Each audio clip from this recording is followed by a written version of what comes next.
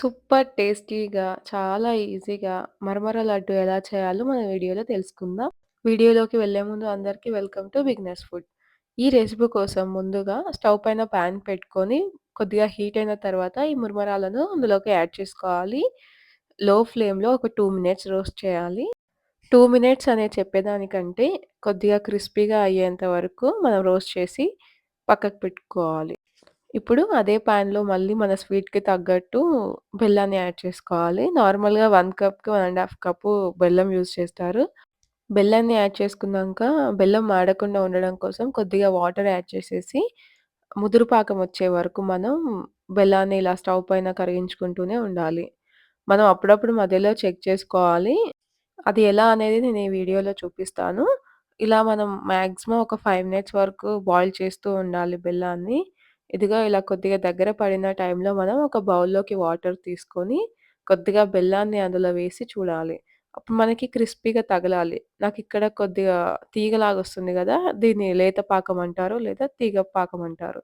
మనకు కావాల్సింది కొద్దిగా గట్టిగా ఉండాలి. ముదురు పాకం.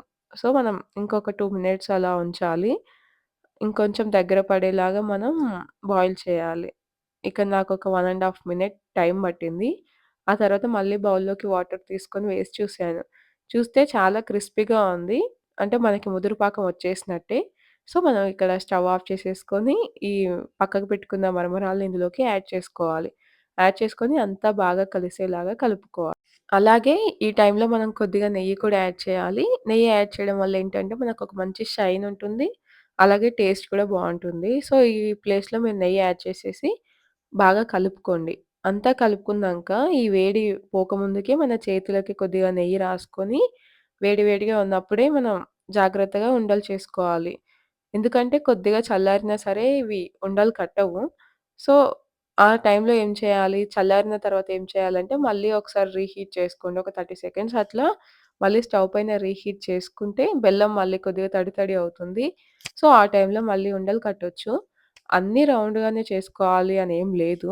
నేనైతే టీ గ్లాస్‌కి గూడా కొద్దిగా నెయ్యి అప్లై చేసి, ఈ మరమరాల మిక్చర్ అంతా అందులో వేసి కొద్దిగా ప్రెస్ చేసి, కింద ఇలా బోర్లించినట్టు వేశాను. అలా డిఫరెంట్ డిఫరెంట్ షేప్స్‌లో చేశాను. బెల్లం కూడా కరెక్ట్‌గా సరిపోయింది. 1 కప్ మరమరాలకి 1 ½ కప్పు బెల్లము. ఇలా డిఫరెంట్ డిఫరెంట్ షేప్స్ తోటి చాలా అంటే చాలా బా వచ్చింది టేస్ట్. సో, డెఫినిట్‌గా ట్రై చేయండి. ఇలాంటి మరిన్ని వీడియోస్ కోసం మన ఛానెల్‌ని సబ్స్క్రైబ్ చేయండి.